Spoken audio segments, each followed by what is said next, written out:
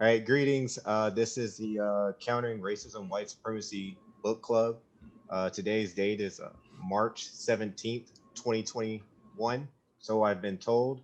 We're doing a discussion book study on the United Independent Compensatory Code System concept, a compensatory counter racist code, revised expanded edition by Neely Fuller Jr. And we are covering people, activity, area 6, politics, up until about page 180. So this is pages 167 to 180. Yes, thank you. Getting started, I would like to ask everyone a question that's really important to how the system is maintained. So the question is, what is the system of racism specifically designed to do? You know, there's a multitude of answers for this. Does anyone want to give a crack at it? I'll say to keep white people superior, to make them feel superior against non-white people, the mistreatment of them, so that they won't feel like they will get annihilated because they're less of a race when it comes to population. I like that answer. Anyone else want to give a crack at it? I'll go. To confuse and destroy all non-white people, starting with the blacks. Well said. I believe it's to be to maintain power in all people area activities. Sorry, I got tongue twisted. In all areas of activity, and in order to maintain power, that might include killing, lying, deceit, a plethora of things. So that kind of sums it up for me. It's just I think of just someone trying to take power and almost going to whatever means necessary.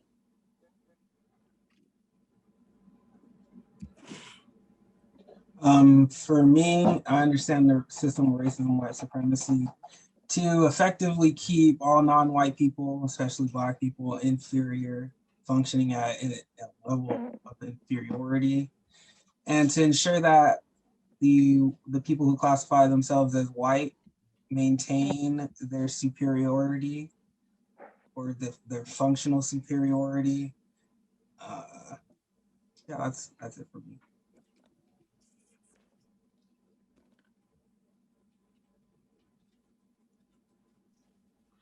I would add to dominate, just keep abusing and subjugating non-whites. Thank you. I think these are all correct answers. I'm gonna take an answer from the code book, which can be found on 167, where the code says the system of white supremacy,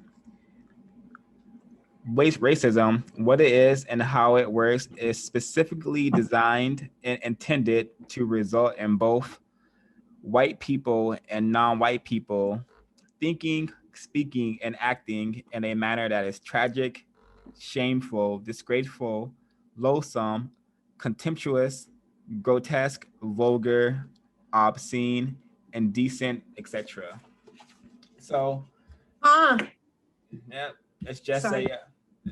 it's just a, that's what it's designed to do. Designed to make us into what is mentioned later in the text, eventually monsters and monstrosities, and a group of people who are behaving as grotesque, disgraceful, loathsome, and decent people can only really become people who are destructive, non-constructive, which brings me to another important part to this portion, which is the tragic arrangement. Does anyone want to explain what the tragic arrangement is? Their take on it, and why it's important to know what a tragic arrangement is. The tragic arrangement, I've come to understand it to be, the way in which non-white people and white people interact with each other. It's a very tragic arrangement, because when non-white people are interacting with white people, they are always interacting with white people from a position of inferiority. They are always interacting with them in the state of, not being able to achieve their full potential. Because of this tragic arrangement, non-white people, and maybe I could guess white people as well, will never be able to fulfill, and reach their maximum potential as, human beings on this planet.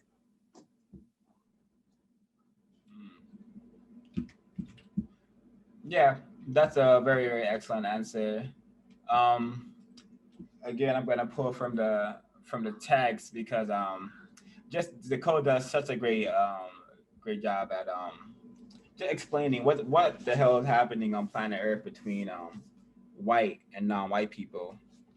And again, this could be found on page 167, where the code says, during the existence of white supremacy, the interactions between white people and non-white people and each other can best be described as tacky, trashy, and or terroristic, or the tragic arrangement. The term tragic arrangement means the sum total of all of the things that non-white people and white people think, say, and do, or not think, say, and do in regards to their interaction with each other in all areas of activity, including economics, education, entertainment, labor, law, politics, religion, sex, and war/counter war. I'm sure many of us has tons of examples of a tragic arrangement. I've been in when I was much younger. I was in a sexual tragic arrangement, and it was just very, very confusing and full of a lot of debauchery, because that's what white sex is. It's not really loving or anything. So and the danger behind it is because when a black person is interacting with white people, especially sexually, they tend to not suspect white people. They tend to trust them. They tend to not be understanding of racism, white supremacy, what it is and how it works. And when you have a ton of non-white people not understanding racism, what it is and how it works, this is how the system is maintained. So the tragic arrangement is a huge component to how the system is being maintained, and a huge example of why we should want to solve this problem, because it shouldn't be no matter the situation, no matter when I'm interacting with a white person, I'm always going to be the powerless person, no matter, even if that person is like a homeless white person, a so-called poor white, that person is going to have much more power than me under the system of white supremacy. Whereas under a system of justice, power is not an equation, but. And I'll just stop there and see if anyone wants to share some insight, maybe share some examples of a tragic arrangement, whether doesn't have to be a sexual one. It could just be workplace, or so-called having white friends, so-called going to parties where white people are. The first, I'll give another example. The first party that I ever attended with white people, I ended up playing beer pong and trying to drink as much as the white people, to the point where I got alcohol poisoning and started throwing up black goo and sweating and almost dying, because I was trying to do what the white people were doing. You're supposed to drink and play beer pong at these so-called parties. So I was trying to do that and I almost died. So this is what happens trying in these tragic arrangements. Death is around the corner always under the system of white supremacy, but even more so if you're participating in tragic arrangements or entertaining tragic arrangements in the form of parties. I have one to add. I worked with a manager once that was a part of probably multiple tragic arrangements, but we'll just start at the beginning. At the time, she was about 21 years old, and there was a customer that came up and was trying to steal, and I noticed what they were doing and didn't give them the free item. And the customer was Black, the wife was white, and the white wife actually said that I was being racist for not giving free food to her husband that came up, because she somehow thought that I was discriminating against him. And I don't even see where that came in, because she was a white lady that came up a couple minutes before.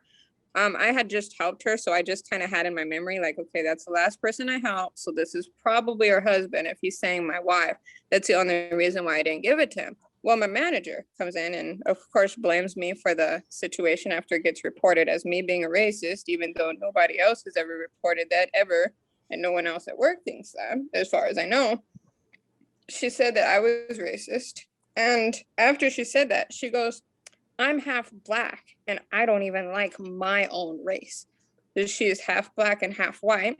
And I think you probably live kind of close to this area now, but I don't know if you're familiar with Yucaipa, but it's about 15-20 miles away from San Bernardino.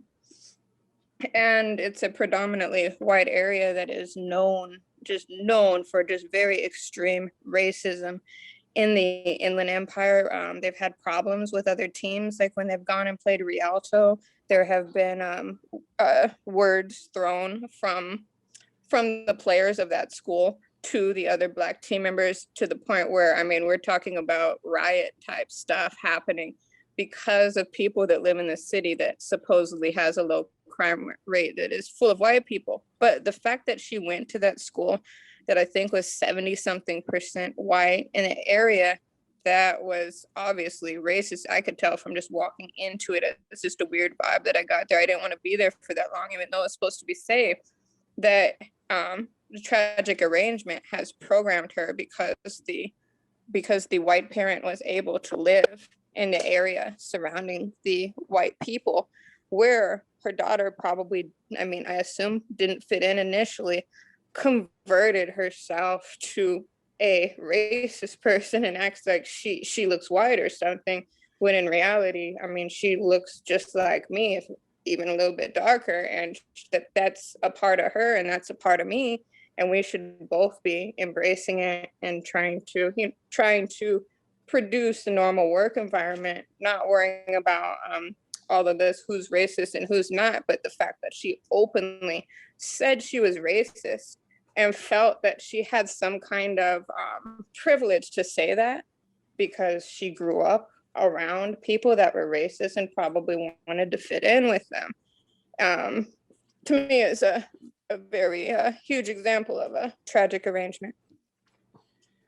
Yeah, when kids can't even come together and play so-called sports together without white supremacy producing its effects, which is what happens. That's not surprising. Sports is heavily riddled in white supremacist ideology. So no surprise that kids can't even play a sports game without I'm sure racial slurs being thrown, you know. Anyone else like to share some examples, tragic arrangement, or anything else from the text?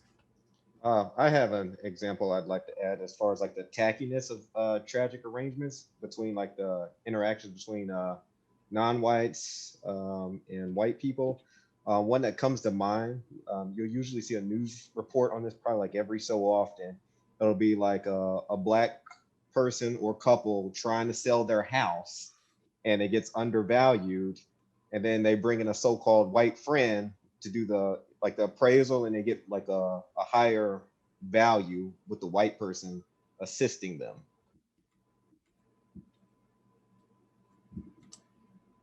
Yep, that I remember covering that on one of our news broadcasts.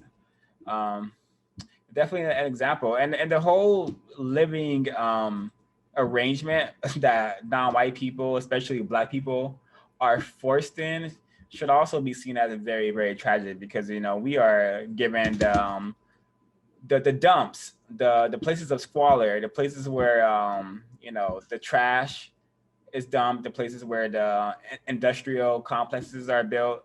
I used to live very close to Industry City. We are given places to live next to freeways, which is called environmental racism. But it's just another symptom of white supremacy, another example of this tragic arrangement that we've agreed upon. Like I remember when I first started seeing white areas, I went to Paul Revere, which is in I believe Brentwood, a very white area of the world. And I was just like, wow, their streets are clean. It was one of my first time ever seeing like clean streets in my life, and I was just like, wow, like who cleans their streets? Do they just clean them like themselves or what? But that wasn't the case. It was just white supremacy, and I was just seeing the huge difference between my living arrangement and my environment compared to when I was in white areas. Great example. Yeah, thanks for sharing. I wanted to add one. I believe a tragic arrangement would be when non-white people choose to ignore or choose to remain ignorant to the system of racism and white supremacy because of their fondness, their love, in quotation marks, for the trinkets or the comfortability that the system has allowed them to have. I often find times that a lot of non-white people would rather stay ignorant, would rather look the other way when it comes to trying to understand the system of racism, white supremacy, what it is, and how it works. That is for me one of the most tragic things, apart from maybe interracial relationships. But I believe that to be a tragic arrangement as well. Mm.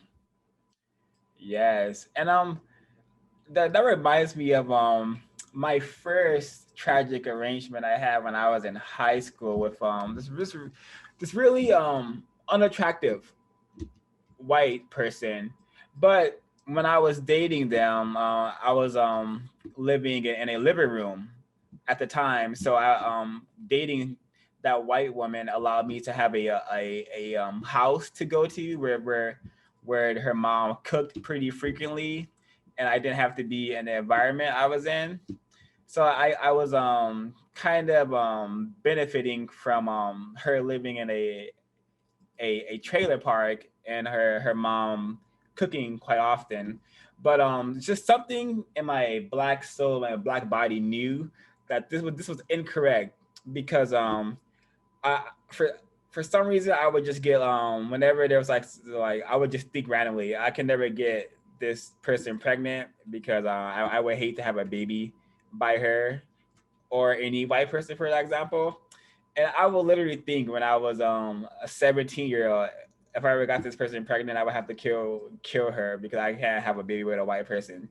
So this is the what the tragic arrangement does to the minds of non-white and white people. And yeah, just to read again, just a reminder of why were my thoughts this way. And the code says the system of white supremacy, racism, what it is and how it works is specifically designed and intended to result in both white people and non-white people thinking, speaking, and acting in a manner that is tragic, shameful, disgraceful, loathsome, contemptuous, grotesque, vulgar, obscene, indecent, etc. So I think that line of thinking that I had falls under grotesque and vulgar, but still, it's a reality. I'm definitely not ashamed to admit it because not my fault. I didn't make the system of white supremacy. I'm just trying to produce justice, as I'm sure we all are. But anyone else like to share?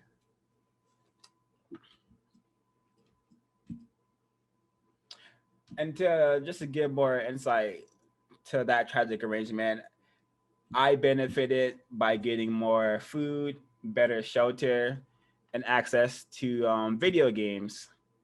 And yeah, so I got a lot of trinkets and comfortability from that tragic arrangement, but my mind, body, and soul suffered greatly, which is usually the trade-off in the system of white supremacy. Yeah, you get material gain, you get material items, but what is happening to your mind, body, and soul? Something to think about.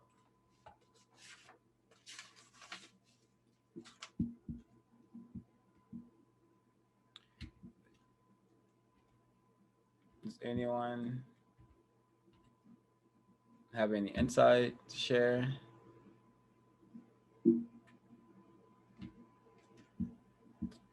I do. When when I heard you talking about that situation, it made me think to the fact that in those tragic arrangements, it's more like Black people are pets. And white people love their pets, they do. And they'll even have sexual encounter with their pets. But it made me think about that.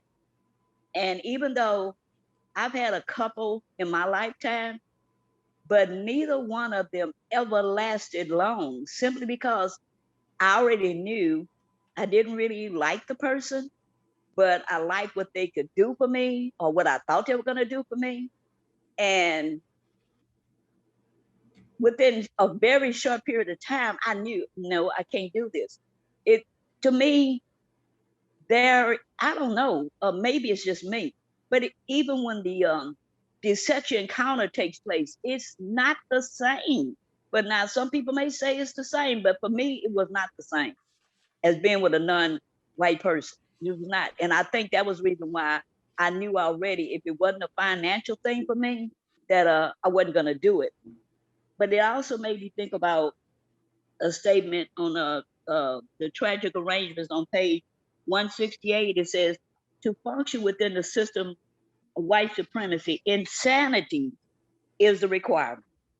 Racist man, racist woman, white supremacists collectively require that their victims cooperate in helping to maintain the system of white supremacy, to cooperate with the system of white supremacy, to promote and to promote an insane and out balance of thinking, speaking, acting by all people, because you can't be yourself with them, because you automatically feel a difference that when you're with them versus when you're with a non-white person.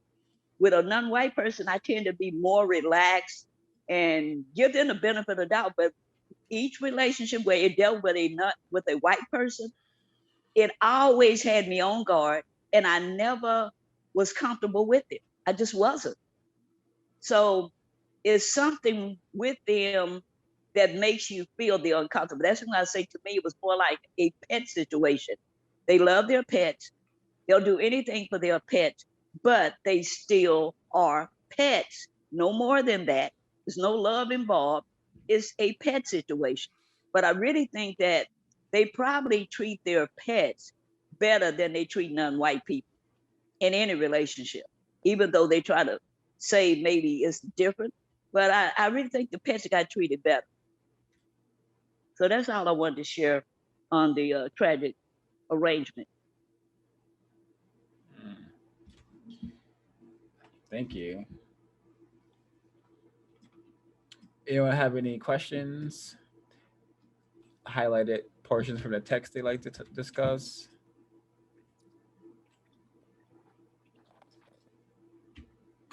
I don't want to skip too far, but one of the things that stood out to me was the entire part about universal man and universal woman. But I know the section before that is the quality relationship, in case someone else wants to talk about that. If not, I'll continue. I like to speak on that quality relationship.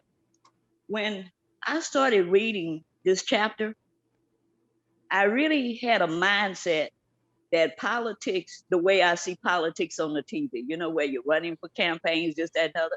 And I really kind of thought that's what it was going to be. But the way Neely Fuller opens up this chapter is very insightful, because it'll get you to continue on. Because at first I was kind of hesitant to want to read it, because I'm thinking, oh, I don't want to talk about no politics, right?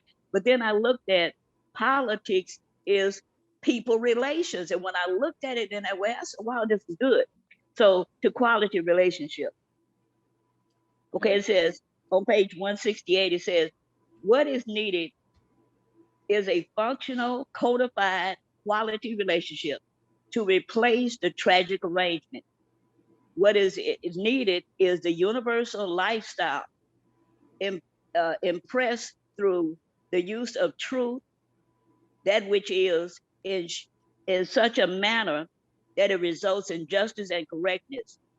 What is needed is a matter of, I'm reading, for the very person to function as a universal man or the universal woman, speaking, acting in every area of activity in a manner that guarantees no person is being mistreated, and guarantees that the person who needs help the most gets the most constructive help.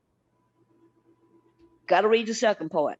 The quality relationship means there is a total absence of pretense, dishonesty, deception, falsehood, etc., in regards to everything that the people say and do, and all their interactions with each other in every area of activity. And all these areas produce a constructive result.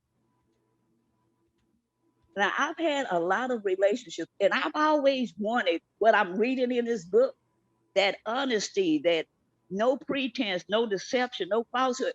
But I never found that. I never found that. And for some reason, it's like we've been programmed to lie to each other. I'm not saying our relationship. People, they'll start a relationship out one way and tell you one thing, but then later you say, well, what the hell is this? I mean, so I agree when Neely Fuller talks about those questions, those 150 or 200 questions. I think that is very needful. But at first, when I was looking at that side of it, I know that's in the sex part, but it still is in a relationship. But at first I kept thinking, I don't know if I want to be, I'll start reading some of those questions. I said, I don't know if I want to be that open with anybody, right? We always taught, don't tell everybody your business. But in order to become the universal man and the universal woman, that honesty is a must. It's a must, not just for non-white people, but for white people as well, to become that universal man and universal woman. It's too much dishonesty, too much lying, too much cheating, and all this other stuff, when it doesn't have to be that way if people will learn how to deal in their relationships in honesty. So to me, that stood out, and that's what kind of pushed me even more to want to get into this chapter. Look at, wait a minute. Universal man and universal woman don't have to lie, don't have to mistreat each other through deception, and don't have to pretend, because most time people are pretending to be somebody they're not. And then later, the person is finding out, oh, I thought you was this and I thought you were that. My last husband, I was married to him for 10 years too. When I divorced him, not because I didn't love him anymore, but because I didn't feel I was getting what I needed to get out of the marriage. Okay. So But when I married him for the first 2 years, he was the wonderful person in the world. You know, every month, every 30 days, he would sit me down and he'd say, how am I doing as a husband? I'm like, what the hell? And never had nobody ask me that. And for 2 years straight, when he did that, I always had to say, you are doing wonderful as a husband. I don't have any complaints. After the 2 years, the man turned into a person I didn't even recognize. I was like, who is this? So back to the divorce. When we divorced, he took me to the courtroom. You know, we rode together rather. And I remember after the divorce decree, and we're riding back. So he asked me, say, would you like to go and eat, you know? And I'm thinking, no, because I felt sad. I felt like a death had occurred. But I'm thinking in the light of the fact that it dawned on me, I was not who he wanted me to be, and he was not who I wanted him to be. So I remember asking him, I said, can you please forgive me for not being what you needed as a wife? And I think he was shocked by it. So what he did, he says, can you please forgive me for not being the husband that you needed? Now that was healing for me. Today we're still friends, right? But if we had really known who the person was before we interacted sexually, marriage or whatever, we wouldn't, that divorce wouldn't have taken place. But it's because we didn't really know who we really were. And we didn't really know what each person wanted out of relationship. So I think that quality relationship is so important, so important. And I just really appreciate how he worded everything to make it so crystal clear that from this point on, that's the kind of relationship we should be working toward.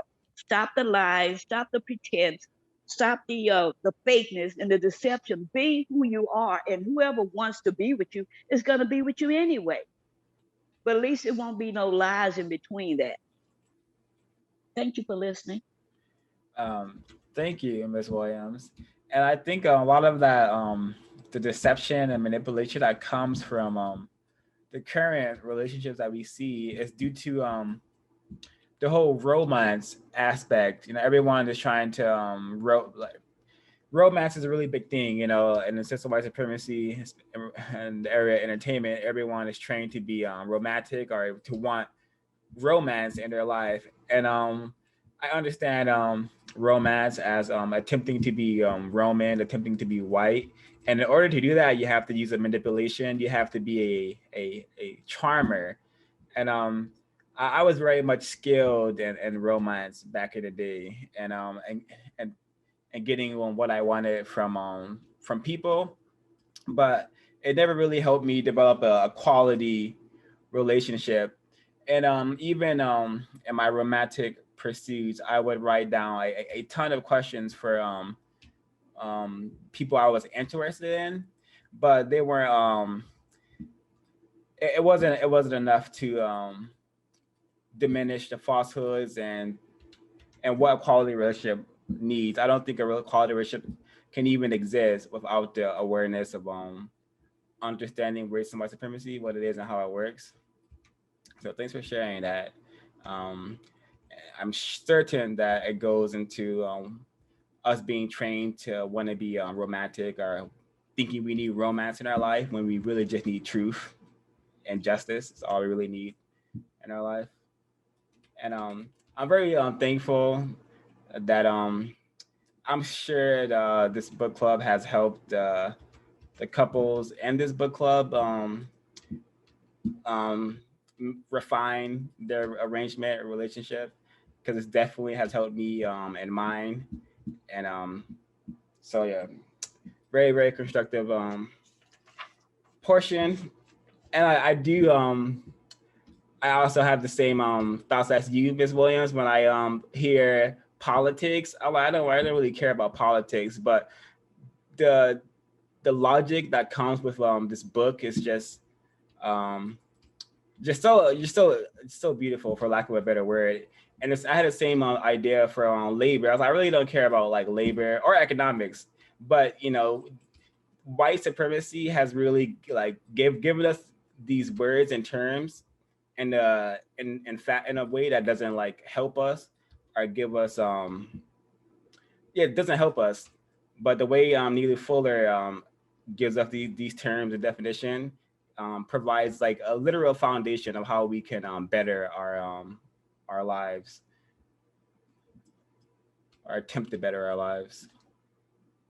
Yeah, and just to add to that, one of the things too, as I was listening in, is that even in the portion of quality relationship, and we're talking about like, oh, Miss Williams provided her story, and one of the things that kind of just stood out to me, especially for my relationships, even just like friendships, any relationship that I have, it's like this one point in the relationship, there always comes like this change and this evolving. I know we all like go through some sort of changes and evolving, especially as we get older, as we grow into who we are.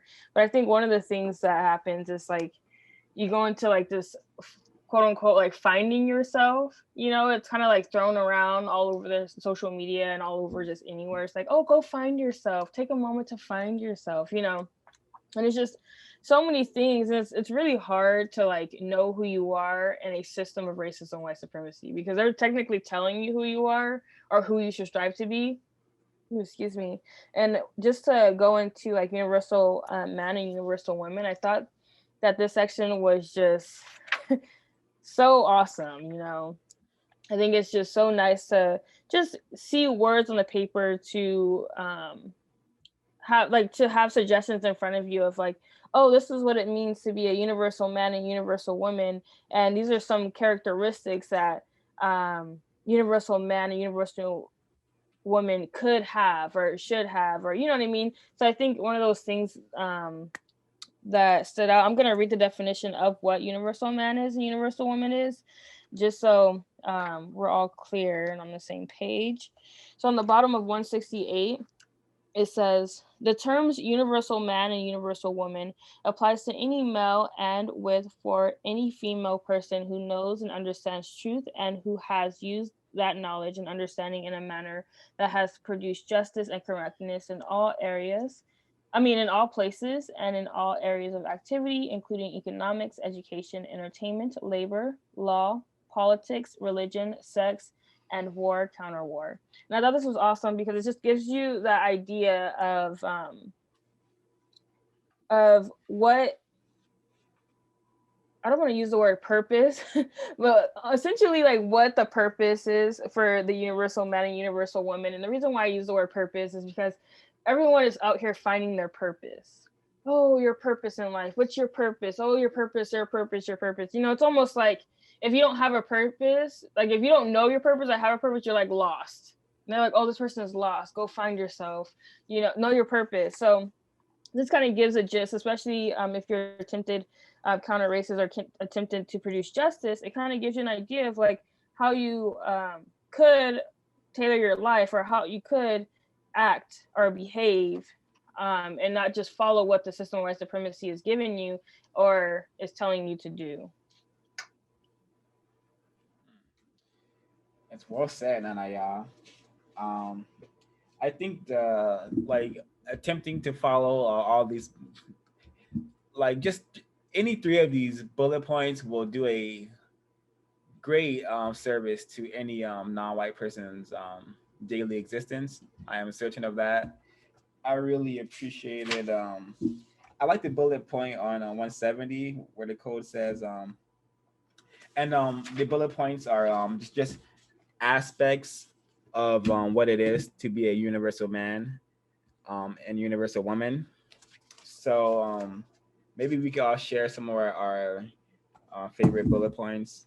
But I really appreciated the one that says from 170 that says requires very few carefully selected and non-expensive material possessions to be constructively comfortable when doing those that bring great pleasure and enjoyment and also produce problem-solving results. And I think this will do like wonders to the Black collective to no longer seek a bunch of material nonsense, because that that aspect about non-white people, the need to have junk, the need to have like flashy items, has gotten a lot of Black people killed, has gotten a lot of Black people to harm one another in order to get said material items or trinkets. So I think if we all attempted to not try to have so many things and be happy with very, very, very few things, actually we'd be able to maybe make room for other things to exist in our mind, and not be so caught up with like gaining. Because I don't know, I'm just have this image in my head of a place I used to dwell, and the place was like so dirty. It was like it was a very, very dirty apartment. And I didn't have anywhere else to stay at the time, but it was a very filthy apartment. But in the corner, in the rooms were Jordans everywhere, like Jordans, Air Forces, and just name brand clothing everywhere. But we're surrounded by like filth. So I'm like, how does this even make sense? Like, this is insanity. Like the code says, in order for this to be in front of my face right now, insanity has to be here. So I don't know. A lot of that, maybe those Jordans and Air Forces should have been invested in, like, cleaning supplies and storage space. But no, it was invested in Jordans and Air Forces that became junk, adding to the filth of the room, which I am certain could be the reality for a lot of non-white people. Yeah. So reducing clutter is what the code suggests. Not seeking and being addicted to material possessions is what the code suggests. And just to add to that, I love how you mentioned the idea. I know it came from the material possession bullet point, but the idea of removing things to create space in your mind, I think that is very important, because as I was reading these bullet points, that's the number one thing that came to my mind, is like, oh, this is like just creating space in order for me to have new thoughts and new ways and have constructive spaces to produce justice. And I think that's very important just to mention, just because like these, of course, like you're like, okay, don't gossip or don't do this, or you shouldn't rob or steal or doing all these things. But these are mostly like action items. These are things that could take time, could take some of your time and energy throughout your day. So even if you just stopped or thought about a few of these and said, okay, today I am not going to do X, Y, and Z. Today I'm going to practice using this time that I would say being discourteous or gossiping or etc. I can use this time to consistently seek to learn all things that may be of the most constructive value, or I can continue reading or doing this. So I thought that was very interesting. But the two bullet points that stood out to me was the one I just read. And then the other one is focused and persistent in doing things that produce constructive results. I always say my personality type likes to be on go all the time, and I like studying and I like working as in like the action item, not like working for white supremacy, but working and doing things that I like doing, like studying and actually writing. So those are the things I like doing. So it's just like making sure that I consistently, I don't like using the word refine, but just a continuous space for learning and producing. And that goes into like also my research and keeping my eye on the prize, if you will, like keeping my eye on producing justice, especially when I'm researching. Well said. Anyone else like to share some of their?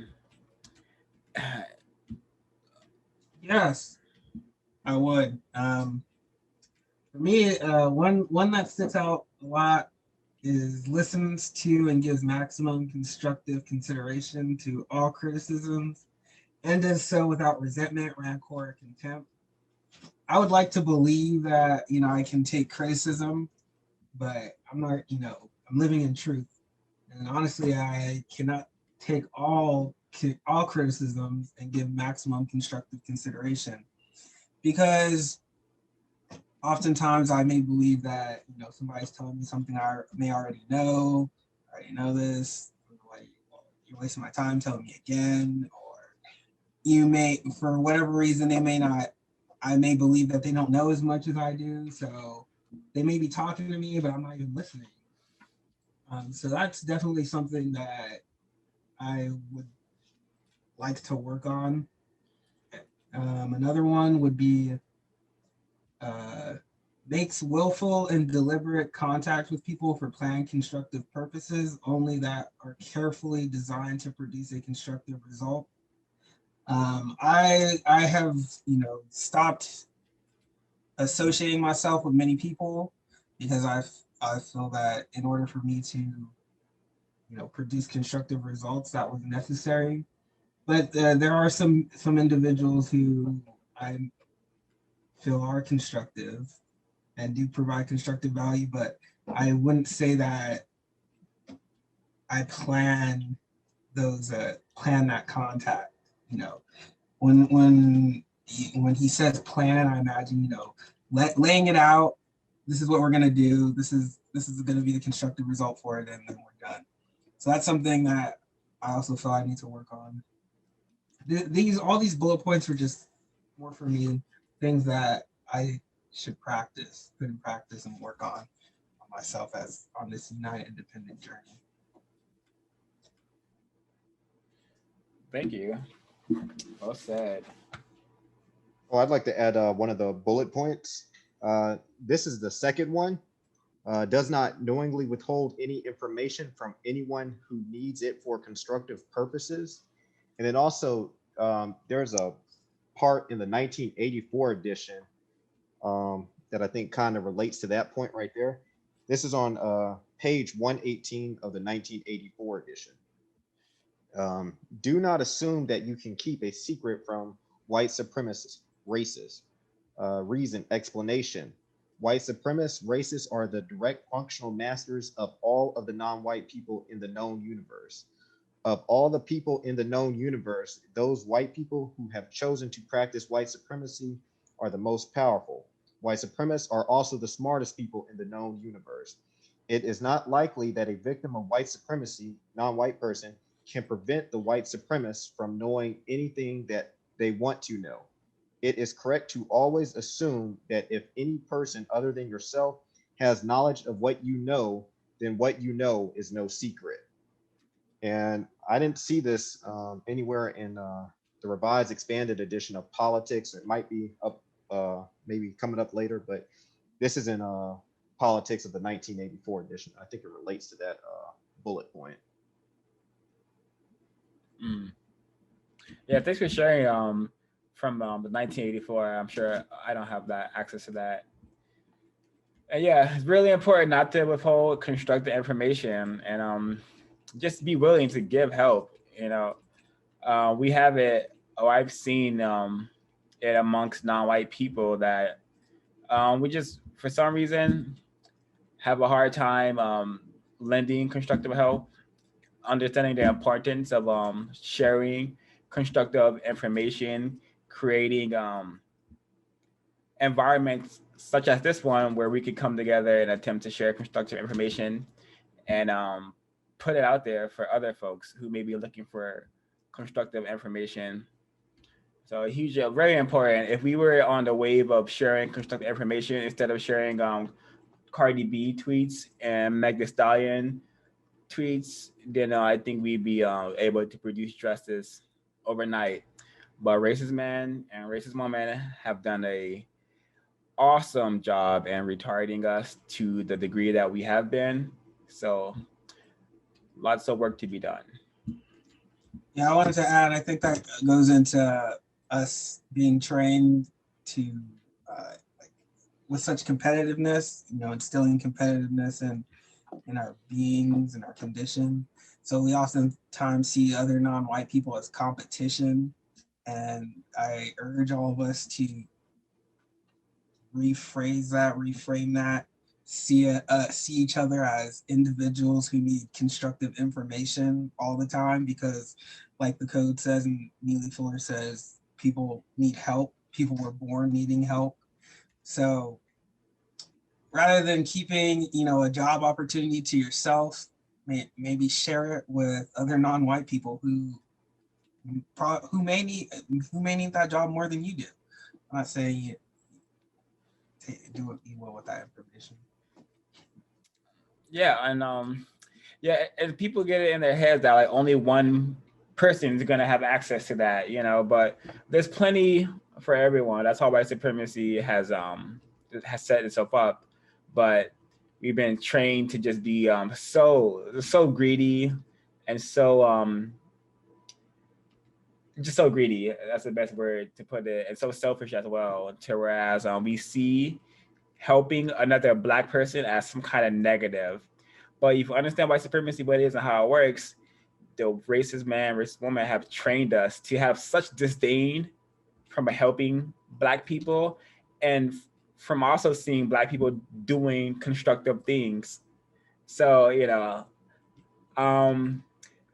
what's been very tragic in my life is that I was once able to get my associates to do anything, whether it's come over and smoke a blunt, come over and just drink up, do some shrooms or whatever.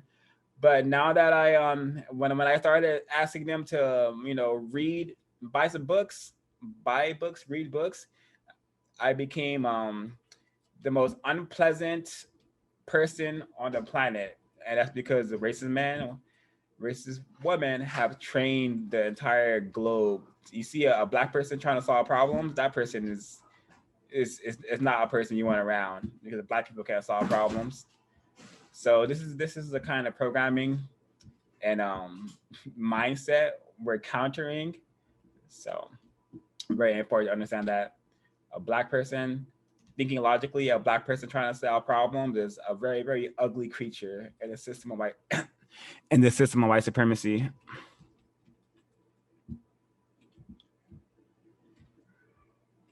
Anyone else have any bullet points they'd like to share from Universal Man, Universal Woman section? I do.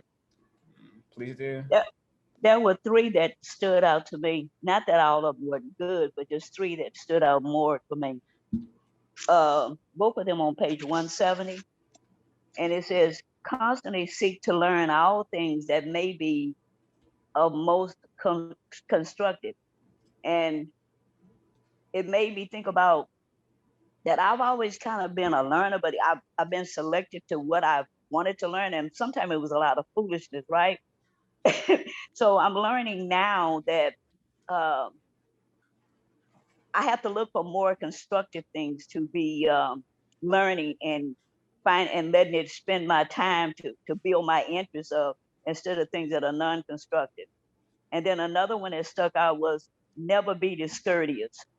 And the other one was listen to and give maximum constructive consideration to all criticism, and does not without resentment, rancor, or contempt. I was looking at one of Mr. Fuller's older videos last night, and it was titled Mr. Fuller, Neely Fuller Jr. It's War in All 9 Areas of Activity. And I think that was dated May 19th with a victim of RWS. And I listened to that. And then it was a guy who came on with a question.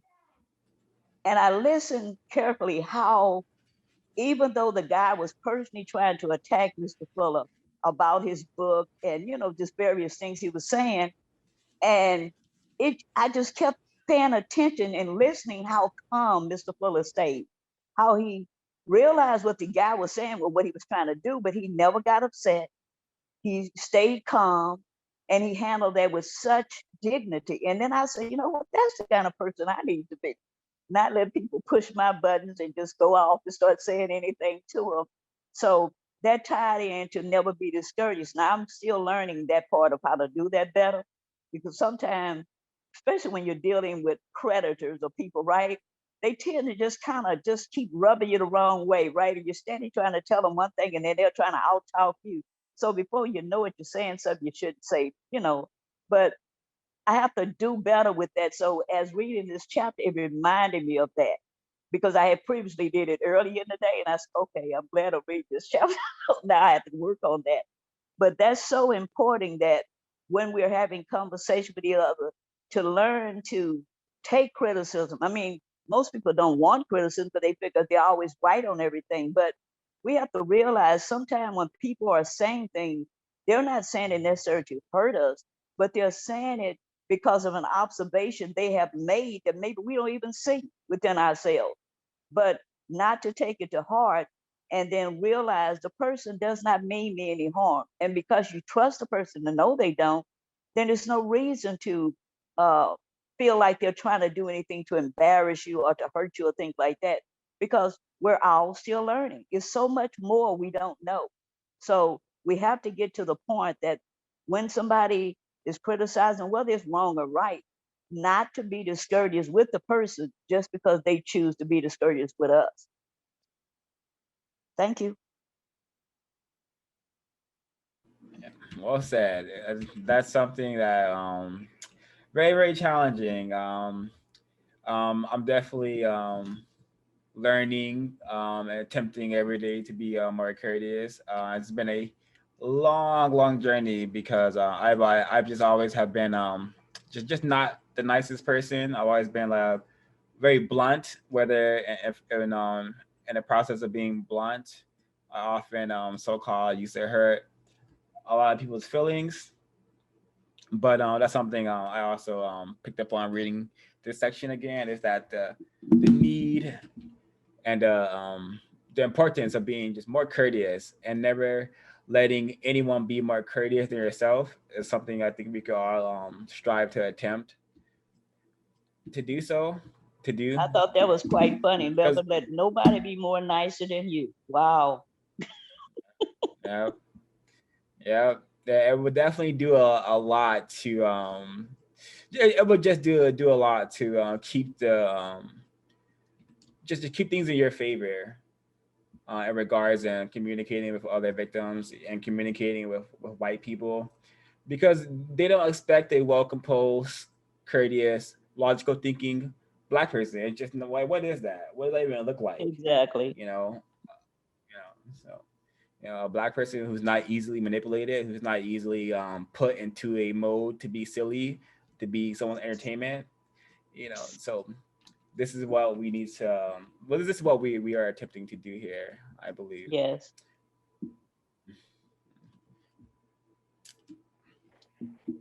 Anyone have? Someone was gonna say something just now. Yeah. The one that says, "Do not knowingly say anything that is not true." Now, that resonates with me. That doesn't mean that I've never told a lie before, obviously, but it means that, for the most part, if I think that I'm going to be saying something that's dishonest, it's only going to be because it's a survival mechanism, meaning if I made some small error and I know that the system would fire me for this insignificant thing, even though it really didn't matter that much, I might tell my boss I didn't make the error. However, if it were, I wouldn't throw someone under the bus.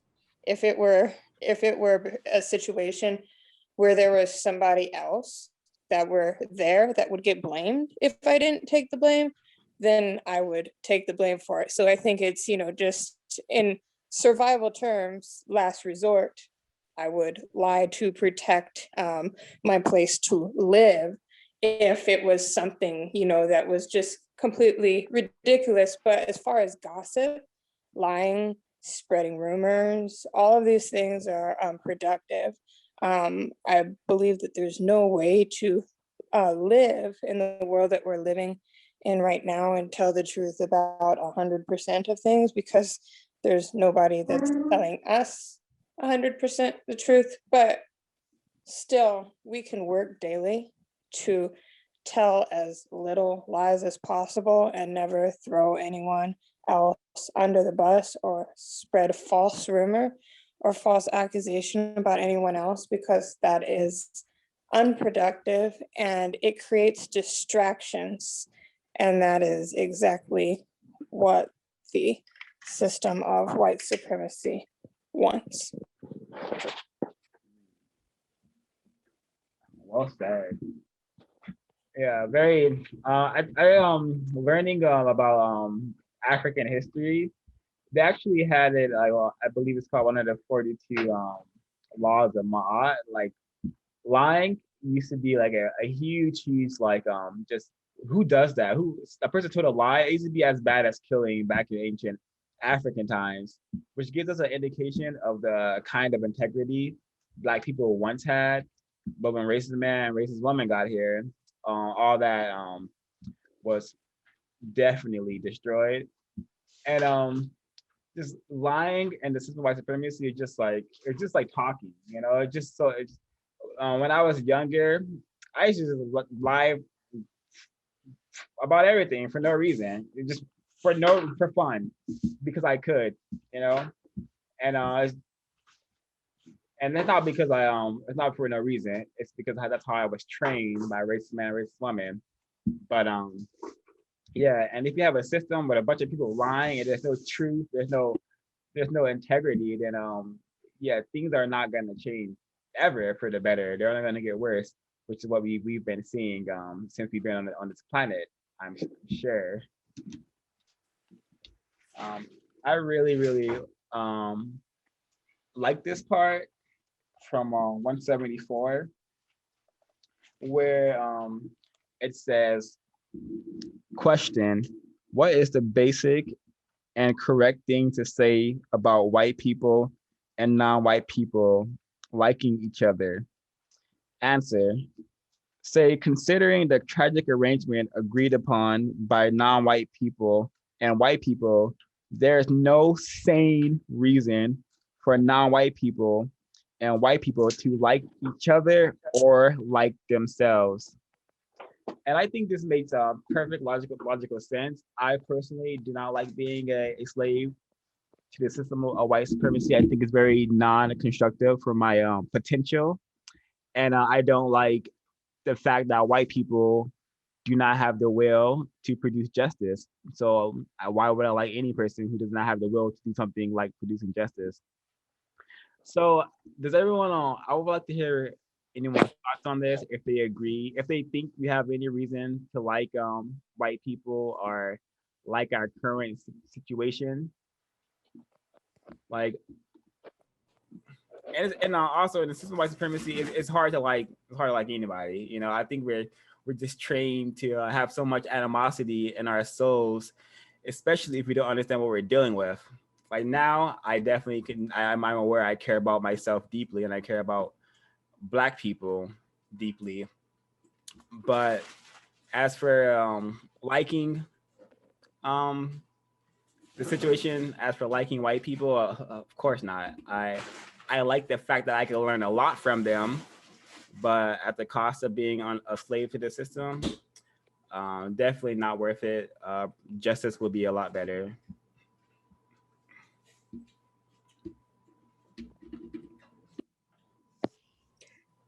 I think we don't necessarily have to like anybody. I think that goes into feelings, and as you said, feelings generally don't do anything. But I think the main thing is that we have to respect everybody, which seems we respect everybody in here, so I don't see any reason why any of us wouldn't be respectful outside of here. So we need to respect everybody, and unless they disrespect us, obviously, which this system of white supremacy is disrespecting us. So anybody who practices that would be disrespecting us. So anytime anyone shows their ignorance, when their ignorance comes out or something doesn't seem right, I think it is very valid to question what you saw and act accordingly and protect yourself, because things can be going very well, getting to know someone, talking to someone, And you can know someone for years, and then all of a sudden something comes out that makes you cringe. I think it's important not to ignore that, not to think that it's in your imagination. If it sounds like white supremacy, it probably is. And don't continue to respect the person who is doing that, because that's condoning it. And part of respecting the people that are doing that is buying all their products, watching all their shows, so on and so forth. And I think that one of the biggest things is that the products that they have, they've convinced non-white people that these are their products, kind of like the Jordan, or through the father figures, the, you know, parental on the TV. But not to get into that, the idea is that when somebody shows that they're not respectful of you by any of these disrespectful comments, or just obvious blatant favoritism, we need to give the same energy that people give back to us, and defend ourselves against any wrongdoing. So I don't think it's wrong not to like, because we don't have to like each other. We just have to learn how to treat each other with respect.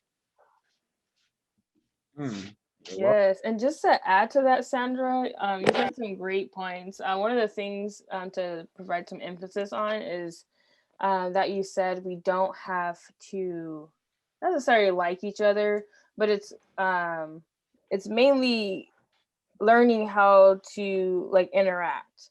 And I think one of the main things that comes to mind is communication.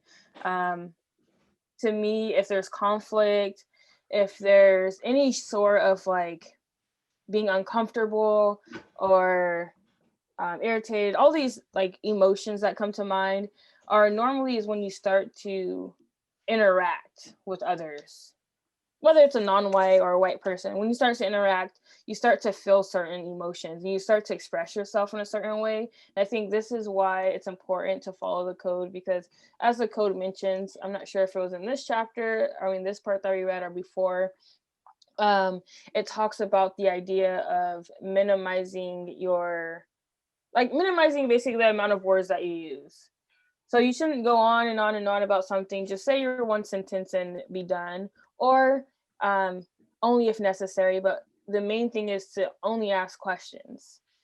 And then it also talked about the idea of when you feel conflict or like rising, or you're in a situation where there's conflict near you or around you or you're involved, how to respond in a manner where it's either you're walking away, you're quiet, you're doing something else, you're reading, you're not participating in it. And I think that just comes from, after a while, like years of practice, or even just like moments of practice, right? Because once you start practicing, you start to get the hang of it, and you start to realize like you're talking less, but also like the things around you are kind of just like decreasing, whether that's an argument or a misunderstanding. Because understanding happens is when you start asking questions to gain more knowledge about what's going on, or being able to truly understand what the person is saying. Because sometimes someone reacts to something and you're like, why did that person react that way?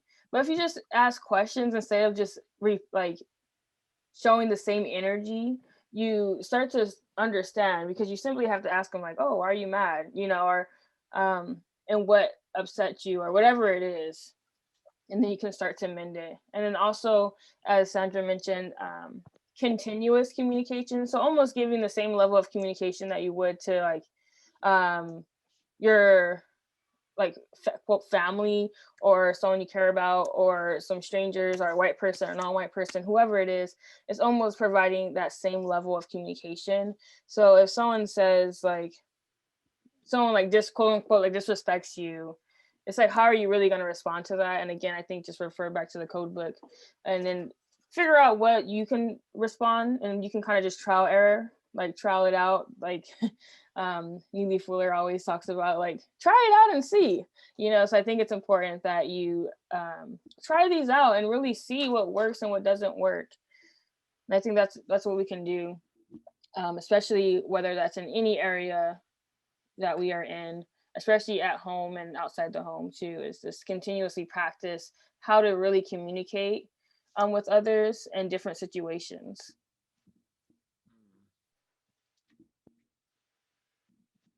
Well said, yeah, I totally agree, and I really, really liked what you said, Sandra. Yeah, you're totally correct. Yeah, we don't have to like anyone.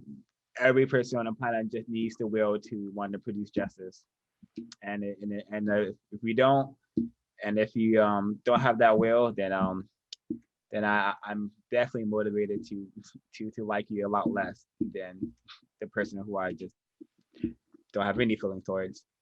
And I think about like hearing everyone's thoughts gives me the awareness that like to be nice, to be courteous, because I've always associated being courteous, being nice with liking people, but that's not necessarily I don't need to like a person to be nice to them, to respect them, or to be courteous towards them.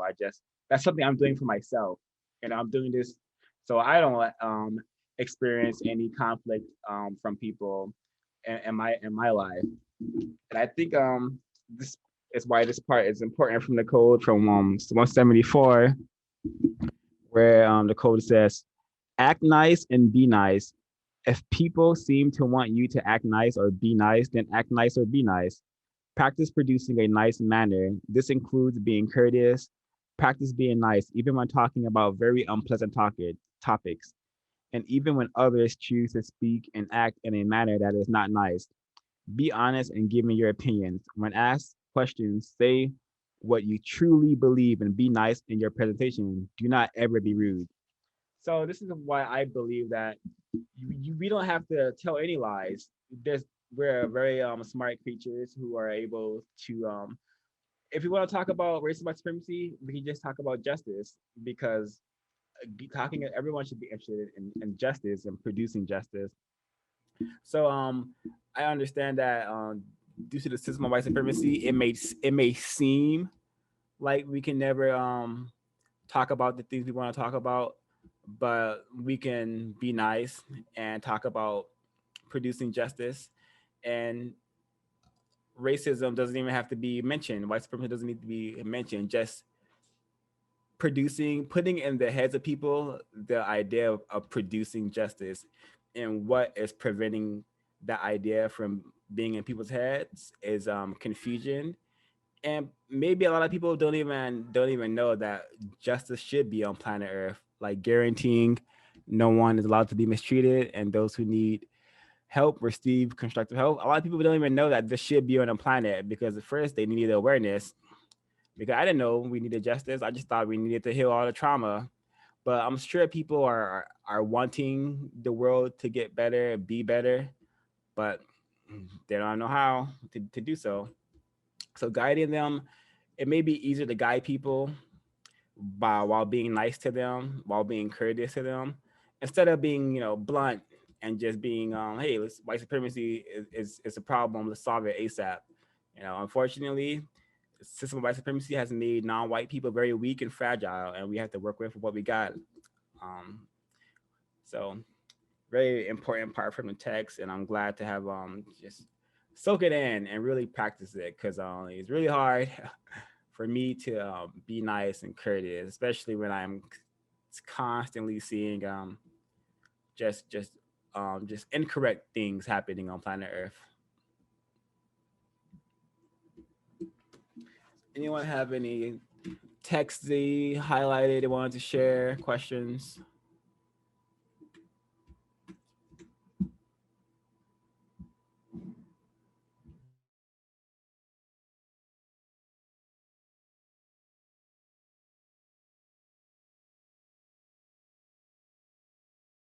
One of the sections that stood out to me was on page 177, where it says, let me move my sticky note, sorry.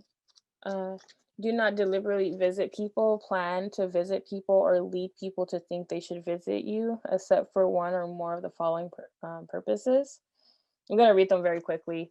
Donating materials and or information that can be used in accomplishing a constructive task, volunteering to help to do work of constructive value, volunteering to learn or teach how to do something of constructive value, engaging in mutual sexual intercourse, but not more than 2 times in 7 days, and only with someone who is non-white. And I think this is very important. That really stood out to me when I was reading this. Is just back in the day when I used to hang out a lot, it'd be like, oh, let's just hang out. And just the word hang out, you know. Now I don't really have many visits or hang out. And I kind of thought about this and I was like, maybe I could plan a visit with one of my friends or associates or people that have constructive information, and I know they do, that could help me in certain areas of my life. So I just thought about that. And if I'm kind of introverted sometimes, so I don't really like hanging out much or being around too many people. So I think it's important to also, if I know someone who has constructive information and I'm interested in it, then to plan a visit or even just, hey, can you give me the information? And then that's it. Yeah, well said. Um, yeah, I'm sure we all. Well, just our term "hang out." I used to a lot of folks used to want to hang out with me and just tell me things, tell me their problems, but I've always been similar to you, Nanaya. I never really cared to be hanging out with people. So if you wanted to hang out with me, you better make sure, like, they had to make sure they were coming like with a blunt rolled up. You know, if I'm gonna be talking to them, helping them with their problems, they would come with a blunt. You know, come with something, because that's just how I function when I was very non-constructive, and that's what hanging out meant. And if it was someone of the opposite sex and who was not a friend of mine, hanging out usually was coded in sexual play.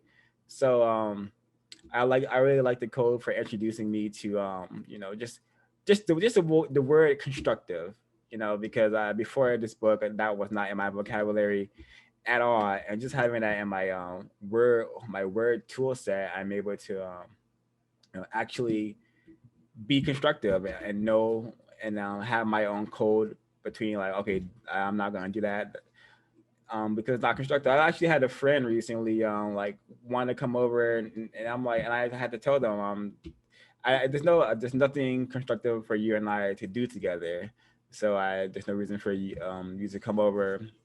And I have no problem telling this to old associates and to people, because I'm not interested in hanging out with people who are not trying to produce justice or for non-constructive purposes. And I think it's the change that is going to need to happen and affect the numbers for justice to be produced on planet Earth. Really being serious about our time and really being serious about being constructive with our time.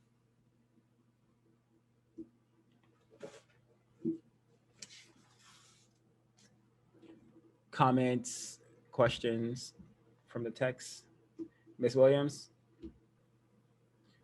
I see you have Okay, a... two things I wanted to point out. On page 170, at the very bottom, it says, note, the basic goal of every supporter of the United Independent Compensatory Code system concept is to involve into a universal way of life in which, number one, no person will be put to death. Every person will seek to help. No person will be put to death. Another person for the reason of mistreatment of another person. And two, every person will seek to help every other person for no reason other than to help help is needed in order to maintain justice and corrections. And then the other part is on page 174. And it's a question. It says, at the very bottom, it says, when justice balance between people is finally produced, Should white people be included? The answer, yes. Justice must include all people. If it does not include all people, it's not justice. Thank you. Yeah, I really like that part because it's not hard to confuse this group with a group of people who like hate white people or maybe even hate non-white people. Um, and it's not. I would assume a lot of people can see the code as a book that teaches people to hate white people. But no, this is literally just a really simple book, and it's trying to do a really simple, what should be simple task, which is to produce justice. So I really like that part. It's like a little um, clear indication that we the code is trying to do a really just thing. Like no one should be excluded from living in a system of justice, even though white people have excluded non-white people from living peacefully, from living harmoniously for thousands and thousands of years. We know that a system of justice must include everyone, or it's not justice. So no one here. I particularly don't hate white people. I just want justice on planet Earth ASAP. And the people who are preventing that justice from being here is white people. And just because I'm saying the truth doesn't mean I hate white people, or I have something against white people. I'm just speaking truth, and the truth is we don't have justice because of racist man, racist woman, and racist child. And if it weren't, and if that wasn't the case, then we would have justice. But the evidence shows that the three entities I just mentioned have it in their goal to prevent us from doing our assignment. I think that's perhaps why the creator put more non-white people on the planet than white people. But something to think about. I really also thought this part, it kind of ties into one of the bullet points I read, but I just want to I'm going to read it because every black person, non-white person needs to hear this, especially black people residing in hoods, black people who are wearing jewelry, who buy clothes to impress, who buy expensive clothes, who wear expensive things. Just all black people should hear this and attempt to do this, including myself.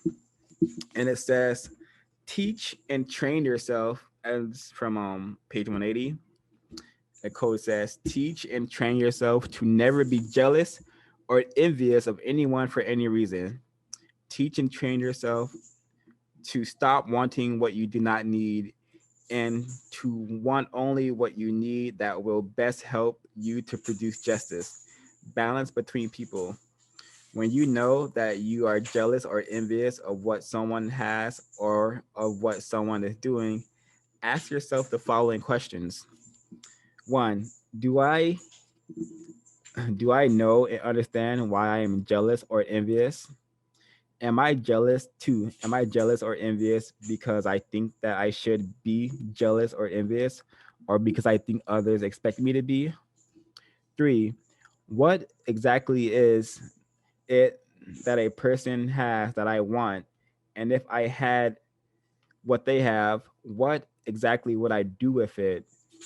And when? How often? And for what reason? If I was doing exactly what that other person is doing, would I really want to do it? And if I did want to do it, when would I do it? How often? And for what reason? 4, what is the true worth of what I have when I have? Wait, I'm gonna start this over. 4, what is the true worth of what I have when what I have is not being seen, heard, touched, or thought about by me? That's just something to really attempt to practice, I've seen too many black homes, black victim units with rooms full of junk, hoarding nonsense, hoarding filth, and I've seen too many people involved in carjackings, robbings. I've seen too many people getting their shoes taken. Too many people being clowned on for not having flashy clothes and flashy items. And this is just really pathetic behavior, pitiful behavior that needs to cease immediately if we are to solve this problem. Like no one wearing a Gucci belt, no rapper wearing a Gucci belt, wearing all that jewelry is going to help us solve the problem. So let's stop imitating these people. Let's stop taking advice from all people who are not trying to solve this problem. So if you're listening to some so-called music and he's telling you to go buy this bag and buy this purse, or they got that bag and they got that purse, turn it off immediately. And that's all I have to say about that. Yeah, I wanted to add. I think that goes back into adding the quality relationships. Which ultimately lead to universal man, universal woman, which really shows how this code is intertwined and really affects every area of people activity. I think when you go back to the visitation plan on page 175, and it says the question, what are 3 things that non-white people should limit themselves to doing with each other? It goes through the points of producing, repairing, cleaning. That's the first point. Exchanging views about methods of ending white supremacy, engaging in constructive sexual intercourse, etc. Well, not etc. Those 3 points. So when non-white people get together and they start engaging in unconstructive activities, show-offism, etc., it leads to this jealousy and this envy that you have for another non-white person. And that all stems from not having a constructive visitation plan. Yes, it stems from not having a constructive visitation plan, because if you went over there with the intentions of having a constructive visitation plan, which could include these bullets on page 176, improve the well, no, not this part. But if you had a constructive visitation plan, there's no reason to be envious or jealous of anybody, because our collective constructive intelligence as non-white people would increase, it would improve, the quality of our interactions would improve. Therefore, we wouldn't be jealous or envious of each other, because that's a quality of relationship. We're being truthful and honest with each other. When you're truthful and honest, you can be truthful and honest about maybe you're jealous or envious of that other person. But then that would ultimately lead you not to be jealous or envious of that person, because there's really no reason to. It would help to decrease the number of circumstances in which non-white people are likely to engage in speech or action that promotes bickering, nitpicking, laziness, gossip, showing off, which leads to jealousy, minimize the wasting of time and or energy. No, time and or energy spent with this person showing off their trinkets, time and energy spent with you devising plans out of jealousy and envy to potentially rob this person or cause harm to this person. This section in particular, the visitation plan, I believe was a big awesome concept and suggestion, just because we as non-white people get into so many, I guess, arrangements.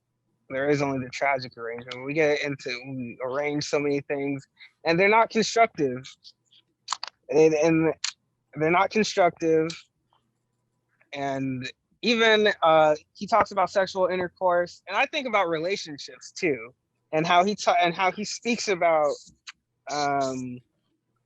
in the notes, by deliberately and mutually limiting the total number of times that sexual intercourse can be enacted in a 7-day period. But you get the point. When he goes into the sexual intercourse, how most of that time in relationships in the early stages for many people revolves around having sexual intercourse, and a lot of times people aren't truthful with one another. A lot of times people aren't being honest with each other. Therefore, they aren't establishing that quality relationship. And they never had the chance to from the beginning of the relationship. And it all comes because they didn't have a constructive visitation plan. Yeah, and I think the sex twice, no more than twice a week, is a very constructive suggestion. Because as I've been told, and as I've heard, and actually as I see, when sex is played, when sex is a joke, the real joke becomes the offspring, the creature that is born from non-white people, not understanding what they're doing, not understanding that they're bringing children into a system of white supremacy. You're literally we bring kids into this blender, don't teach them anything about the blender, and then we cry and sob when their hand gets chopped up by the blender. Well, what do you expect? This blender designed to chop up people and maim people, and you brought a baby into it. You didn't tell them anything. You didn't give them any tools to protect themselves. So, spending less time thinking about sex, and like hop on Instagram and see how many people are preoccupied with sex by looking at how many half-dressed females and half-dressed males you find on these apps. You can see that a large majority of non-white people are heavily preoccupied with thinking about sex, which is not constructive. Like, we should not be thinking about bringing any more children to this planet unless we are going to use these children to help us solve a problem. Other than that, we don't need any more non-white people on this planet who are not going to help us solve a problem. We already got to worry about racist men and racist women killing us. Also, we have to worry about non-white people killing us, because that's what the system has done. We could get killed by a non-white person anytime, and also a white person anytime. So, being more constructive with our time, what we're doing with our time. I know the suggestion, people will be like, oh, who's this person think they are to tell me how many times I could have sex and blah blah blah. But remember, everything is a suggestion, and it's suggested for very important reasons.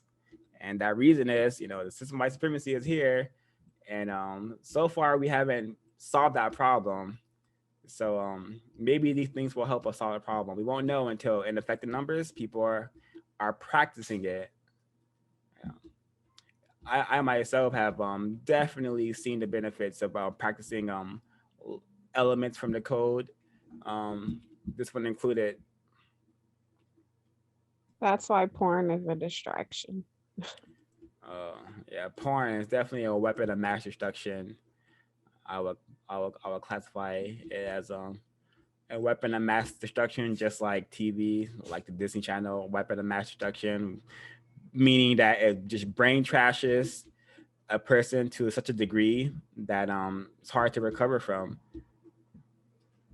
Oh, I'd just like to add, pornography is in the word guide on page 296. Avoid using this word. When others use it, ask for a detailed explanation that you can easily understand. Page 296. Thank you. Does anyone have any notes they haven't been able to share? If not, we could get into closing comments, I suspect. I just had one, kind of backtracking here, but back to 175. It's at the top question: is it correct for a person to be so-called racially colorblind? I know we have, for a very long time have understood that that's not okay, but I'm gonna read the answer anyway for the viewers. The answer is no. It is correct for people to see color and see whatever else needs to be seen in order to know and understand truth, that which is. Colors exist, colors can be seen. The colors that can be seen should be seen. People with or without colors should both be treated correctly. So I from now on understand that being so-called colorblind is, being blind to the truth. When people choose to be colorblind, when people choose to say I don't see color, they're trying to ignore truth and the fact that non-white people exist. So if you don't see color, can you see a non-white person? What do you see when you're looking at that person? Do you see nothing? Is that what you're trying to tell me? No, what they're trying to tell me is they don't see truth. I just wanted to bring that up. Yeah, thanks for sharing that, Kwaku. Brilliant point. I've heard that. I don't see color. I don't care if you're black, green, purple. I'm like, okay. You say that while people who look like you beat people who look like me until they're, black, blue, and purple. So I think you made a really excellent point. If you have people who are spewing that nonsense, like I don't see color, you are choosing to not see truth. And if you're white, that is that's a clear example that you are a white supremacist racist, and you are the problem. You are literally the problem if you are just spewing that nonsense. And I've been told that we have some white people that watch this stuff, so this is for you in particular, the white people who don't see color. And for the black people who are tragic, who are like just who have been who for some reason also believe the rhetoric of I don't see color, just your race doesn't matter. Look around, race matters. This is why in every so-called country, black is at the bottom. Black people are suffering. Black people are being destroyed. Black people are being raped. Black people are being displaced. So color is very important. Race is very important. And the people who have, designed it this way, it's the only race on the planet, which is the white race, the white nation, racist man, racist woman, racist baby, collectively. Yes. My one last thing. This one was on 179. At the bottom, it says, "What is the correct thing to do in all serious conflicts that you have with another non-white person when those conflicts appear to be getting worse?" Then he gives us two answers. I'm not going to read the answers so much, but right after the answer it says, "In addition, avoid being in the presence of people who enjoy conflict, verbal or by other means." So I've come to realize that there are individuals, especially seems non-white people, that enjoy conflict, whether it be discussing conflict or being a part of some kind of conflict. There are non-white people that will call you just to discuss a conflict that had happened to them or didn't happen to them. I don't understand, or I'm starting to realize that these people just love conflict. They love being in the presence of conflict. They love conflict being a part of their lives. So they find it somewhat maybe even entertaining to be in a part of in some type of conflict. Have you ever had somebody call you to just talk about conflict that happened and, without the goal of coming to a constructive result? I have quite often. So I know he was kind of talking about people like being in direct conflict, I felt like, with other people, when you are having a conflict with another white person. But that last part, I kind of took it as the people who, because he has it enjoying quotation marks, who enjoy conflict. I define those people, they enjoy conflict, So I personally try to keep distance from those kind of people. And I would like to think that's what Neely Fuller himself is also saying, or at least what the code is saying. Yeah, very well. I think that's one of the most important aspects of the code is like, due to the system of white supremacy, non-white people are very dangerous. White people are very dangerous. So it's best to just minimize conflict, minimize contact, and minimize conflict. And also, Yeah, it's just like we really should get out of that whole like celebrating, gossiping around black people being harmed, being mistreated. We really got to get out of that sick behavior because it's never there's nothing constructive or to be celebrated or to be there's no I don't know, there's nothing that should want me to want to call another black person and then have a good time telling them about how I saw this fight or how I almost or how I was in the fight or how I hurt this person this way, I did this to that person, or how I got over on that person. It's just not constructive, and it just goes into our monster and monstrosity programming that we've been given.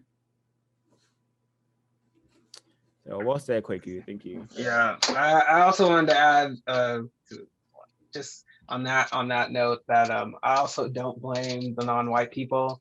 I blame the system of racism and white supremacy for training, conditioning non-white people to be monsters and monstrosities. Yep.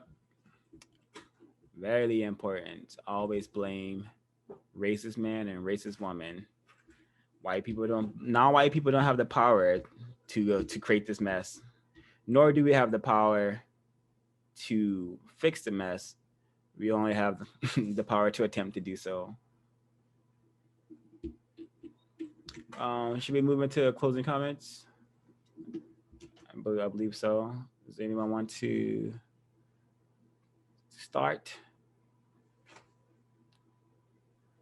Yeah, I'll go ahead and start. For my closing comments, politics, very lengthy, but so rich with, these concepts, these, strategies. I feel that we are in for some really constructive information with this chapter. So I'm looking forward to it. And yeah, I hope to be back next week. I probably will be. And thank you. I can go next. Man, so many thoughts. Like I really I say this every time I open up a new section or area. So I really like this area. I felt like when I heard the word politics, I was kind of on the page of others where it was just like, not really a politics person. I don't really talk about what we're gonna talk about. What is really about to talk going on in this section. But as I got to read it, I really enjoy this portion that we read and the continuous. I read a little further on. Just because, like I always say, being a communication major, even though it has nothing to do with anything because of racism, white supremacy, but learning how to communicate, I really enjoy that aspect of life, is like how to communicate with others and interact with others. So I think reading this section just helps me with like the thing that I already like to do. Or like to study, if you want, like to do, but like to study, which is how people communicate and interact with people. And right now I'm on the wave of interacting with white people and non-white people interacting with each other and how they interacted in the past, like historically. So even with that, all to say that this is so good and I'm interested in to continue on reading and just seeing as I'm reading is seeing what can be applied to my life in order to produce justice. And there's a lot of suggestions here that can be taken and applied to my life in order to produce justice and things of constructive value. What I learned in this area of area 6 in this section, so always be honest, be nice as possible, and try to be courteous. On top of relationships with people should always be constructive, and you should always seek what you want to seek as given, but always to be truthful with yourself first and with others. Self-respect is a thing that we should all strive to have, as well we respect each other. And We got to get to the point of the conclusion of trying to not complain about what's going on, but trying to solve the issues at hand of what's going on, and let it not be a hashtag every time something is going on. But other than that, just to always be honest with other people and always try to be transparent with people, because a lot of people like to give what's not given. So they don't like when people lie to them, but they like to lie to other people. So you always have to give what's given. Um, but I just really like this section because it makes me know that when people are conflict or like issues, you can just kind of avoid it and remove yourself from that conclusion. Always observe your surroundings, on top of always try to come up with a solution to things instead of just having something to say with just a battle. So still learning, but I like this section.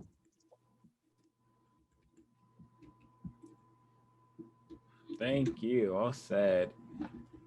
For my closing comments, just this is a chapter. This entire book is just a huge, great. Just giving me so much. Just allows me to reflect on just the monster I used to be, and just how like my entire life it just I've been just on the strings of white supremacy. And while I still have the strings of white supremacy on me, my will is much stronger than the brain trashing propaganda that I've received my entire life. So I'm able to attempt to counter it. I want to produce justice. I want to become a universal man, and I want to spend my life attempting to produce justice and attempting to become a universal man. And I just being a person who wants to grow, who wants to become better, is a very, very healthy way to exist. So I truly thank the code, Neely Fuller Jr., Dr. Francis Goldstein, Dr. Remember Baani for like just giving producing text that allows for such reflection and such so-called healing, because these books are really important, and I'm just learning so much, and I'm actually able to use this information to better my life and to make real world changes. And I hope this book is doing the same for all those who have the just who know that they should own this book and they should be on assignment, which is producing justice, becoming universal man, universal woman. So, and that's all for me. I'll go. For my closing comments, I think Oh, so go ahead. attending these book club meetings, they're constructive visitation plans, and hopefully for all of us that participate, we're improving our constructive intelligence individually and collectively.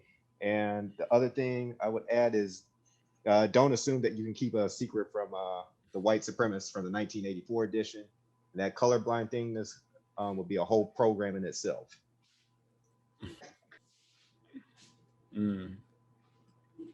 Thank you. Closing comments. Anyone like to add? I'll keep it short because I'm in a position where I have to drive now.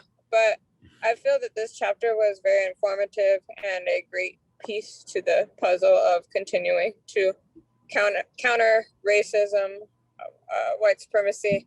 I feel like I kind of went a little in depth, and when I explained, what I got out of the chapter, but it definitely helps me see things in a light that I feel would help me produce justice. And it's very the information. I look forward to reading the next chapter.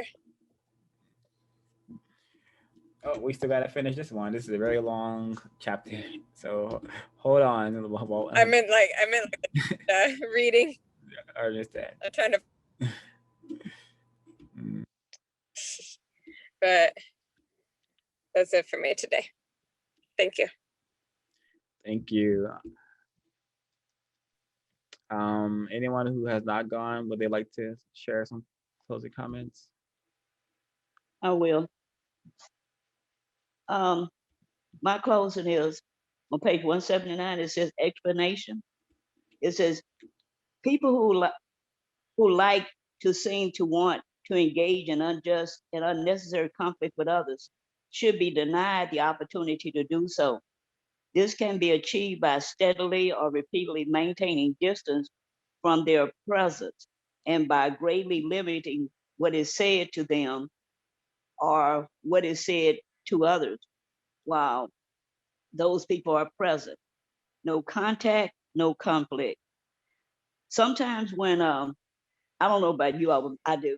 Sometimes you have people in your life that they may call you and you already know that they're gonna want to talk about drama, who did this, a bunch of gossip nonsense.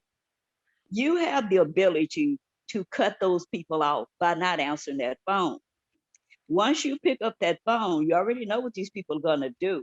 So to me, it seemed like don't irritate yourself by allowing people the space to continue to do what they do. You choose who you want to have a constructive conversation with. And if someone is not going to have a constructive conversation, don't pick up the phone. So I'm learning to use that to avoid having conflict with people. There's nothing worse than to pick up a phone and you know you're going to have conflict with the person, but you pick it up. You did that to yourself. So to me, the chapter, I'm looking at politics in a whole new light. I can smile about politics now because of Neely Fuller. Because before, when I thought about politics, I frowned. But this chapter, I can just imagine what the rest is going to be like. But just the opening of this chapter is so refreshing, and it gives such jewels that help you in your people relations.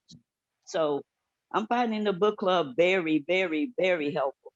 And to the host, I thank you again for coming up with the idea of reading books this way and discussing them, because it helps people to who probably wouldn't read because they would have to read it by themselves, but because they're reading with a group and then they're getting to discuss it, it makes it much more easier. And then you get to hear other people's insight as they're reading as well. So I'm enjoying the book club. Thank you. Thank you so much for that affirmation. And yeah, I need this book club. I it's very hard for me to read by myself. So and with a group, because that's how retarded I've been made by the system. But I'm glad we all could do what we can to make this happen. So thank you again for that really energizing affirmation. Anyone else who hasn't gone like to share closing? Okay. Alrighty. Thank you everyone for their really, really constructive presentation. And I'm gonna wrap it up there.